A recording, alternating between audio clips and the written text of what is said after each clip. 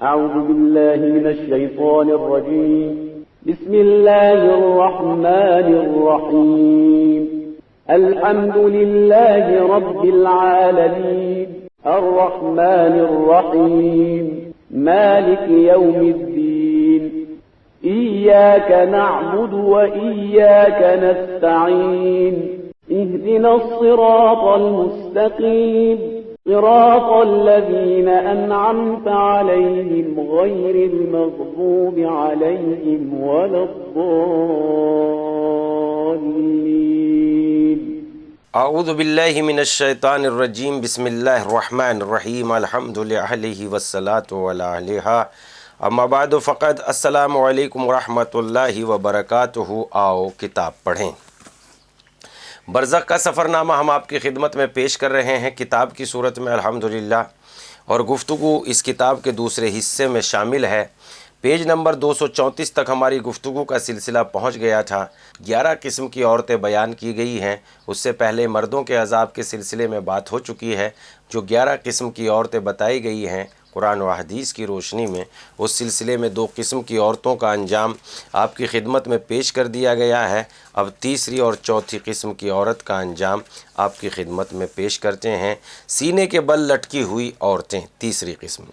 میں نے دوسری جانب دیکھا تو مجھے کچھ عورتیں اور نظر آئی جو سینے کے بل لٹکی ہوئی تھی اور ان کے سینے سے خون نکل رہا تھا.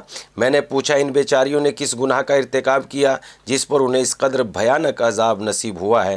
کردار نے کہا حضرت صلی اللہ علیہ وآلہ وسلم کے فرمان کے مطابق یہ عورتیں ہیں جو اپنے شوہر کے تابع نہ تھی، اور یہ اپنے شوہر کے ساتھ نہیں رات بسر کرتی، شوہر کو خود سے دور کر دیتی، ان کی خواہشات کا خیال نہیں رکھتی تھی، اور ان کی وجہ سے ان کے شوہر گناہ میں پڑ جاتے تھے.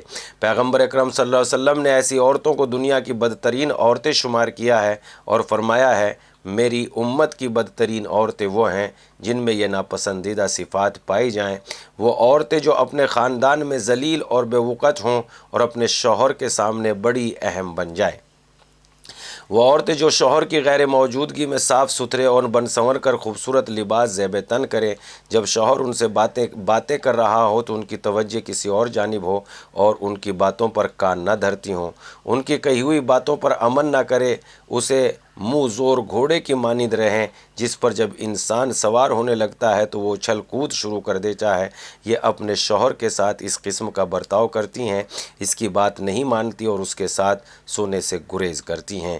جب شوہر ان سے اپنی کسی کوتاہی پر معذرت کرتا ہے تو اس کی معذرت کو قبول نہیں کرتی، اور اس سے بھی کوئی کوتاہی ہو جاتی ہے تو اسے معاف نہیں کرتی. آپ صلی اللہ علیہ وسلم اور مقام پر فرماتے ہیں جو عورت اپنے شوہر کے بستر سے ہٹ کر کسی دوسری جگہ صبح کرے تو خدا کے فرشتے صبح تک اس پر لعنت کرتے رہتے ہیں. میں نے کردار سے کہا کیا خدا تعالیٰ ایسی عورتوں کو معاف فرمائے گا؟ کردار نے کہا ہاں، اگر شوہر انہیں اپنا حق بخش دیں اور ان سے راضی ہو جائیں تو خدا تعالیٰ بھی ان کی تقصیر کو معاف کر دے گا. چوتھی قسم خود اپنا گوشت کھانے والی عورتیں. ایک اور علاقے میں نے کچھ عورتوں کو دیکھا جو ہاتھ میں تیز چھریاں لیے اپنے جسم کے گوشت کو کاٹ کر کھا رہی تھی. ان کے پاؤں تلے آگ جل رہی تھی اور اس کے شعلے اٹھ رہے تھے. میں نے کہا یہ عورتیں کون ہیں اور انہوں نے دنیا میں ان کے کرتوت کیا تھے؟ کردار نے کہا یہ غیروں کے لیے بناؤ سنگار کر کے باہر آنے والی عورتیں ہیں. ان کے اس عمل پر ان کے شوہر قطعی راضی نہ تھے. حضرت رسول خدا صلی اللہ علیہ وسلم ایسی عورتوں کے متعلق ارشاد فرماتے ہیں کہ جو عورت بناؤ سنگار کر کے خوشبو لگا کر کمرے سے باہر نکلتی ہے اس پر زمین و آسمان کے فرشتے تمام جن و انس اس وقت تک لعنت کرتے رہتے ہیں جب تک کہ وہ گھر میں واپس نہ آ جائے. میں نے پوچھا کیا تمہیں ان عورتوں کے دنیاوی کردار کے بارے میں کچھ معلوم ہے جس پر انہیں یہ عذاب دیا جا رہا ہے؟ کردار نے کہا جیسا کہ میں جانتا ہوں یہ عورتیں صرف بے پردگی کو آزادی سمجھتی تھی اور اس کی خواتی اس باطل خیال کے بلبوتے پر یہ سج دھج کر نوجوانوں کے سامنے جانے کے ذریعے دراصل اپنے احساس کمتری اور نفسیاتی کمزوریوں کو کم کرنا چاہتی تھی، اس لیے یہ روزانہ پوری طرح سے بن سنور کر اپنے شہر کے گلی کوچوں اور بازاروں میں نکلتی اور اپنے اس ناپاک طرز عمل کے ذریعے نہ صرف نوجوانوں بلکہ بوڑھوں اور ناکارہ لوگوں کو بھی ایمان خراب کرتی۔ یہ اپنے اس برے طرز عمل کے ذریعے انہیں گناہ کی طرف مائل کر کے بے حیائی اور فحاشی کی دعوت دیتی۔ یہ عورتیں معاشرے میں کئی برائیوں کا باعث بنتی تھی، جن میں سے بعض یہ ہیں: نوجوانوں کو بے حیائی اور فحاشی کی طرف مائل کر کے انہیں دینداری اور تقوی سے بے بہرا کرتی اور انہیں اپنے ہنستے بستے گھرانے سے جدا کر دیتی۔ معاشرے میں بے حیائی اور فحاشی پھیلانے کا باعث بنتی، اپنے ماں باپ، خاندان والوں اور دیگر لوگوں کی عزت کو خاک میں ملاتی۔ معاشرے میں بے حیائی اور فحاشی کو ایک پسندیدہ صفت بنانے کا ذریعہ بنتی اور دوسری عورتیں اور لڑکیوں کے بے حیا ہونے میں بنیادی کردار ادا کر دی۔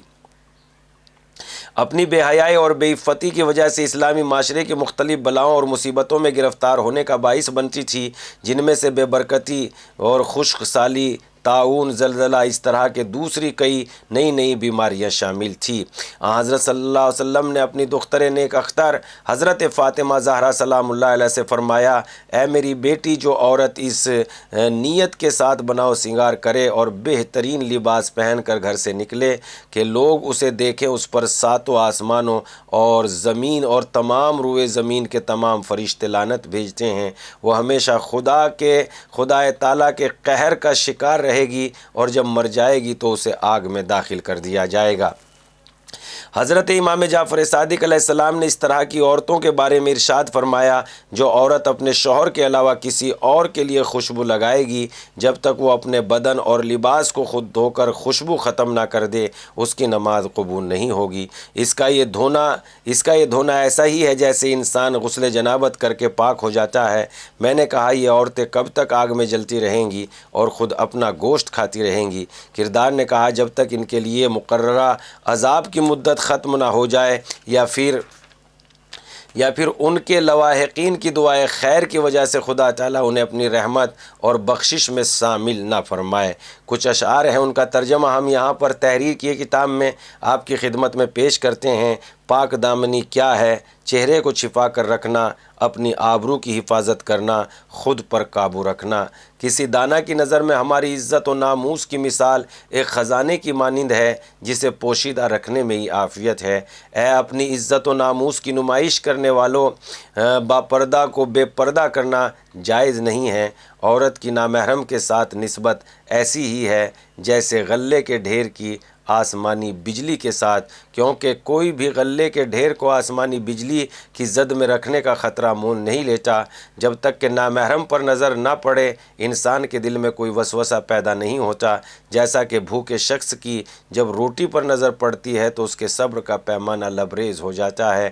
بے پردہ عورت کا آئینہ بھی رفتہ رفتہ میلا ہو جاتا ہے، یہ آئینہ بھی اسے باپردہ دیکھنا چاہتا ہے۔ اگر مالی باغ کی حفاظت نہ کرے تو باغ کب تک سرسبز و شاداب اور صحیح و سالم رہ سکتا ہے؟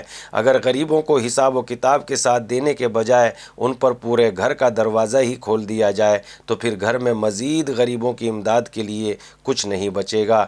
باغ میں موجودہ غنچہ اس وقت تک محفوظ ہے جب تک وہ پتیوں میں چھپا ہوا ہے۔ چہرے کو عریا کرنا دل و جان کا پکا دشمن ہے۔ تو یہاں تک پیج نمبر 239 تک گفتگو پہنچ گئی ہے۔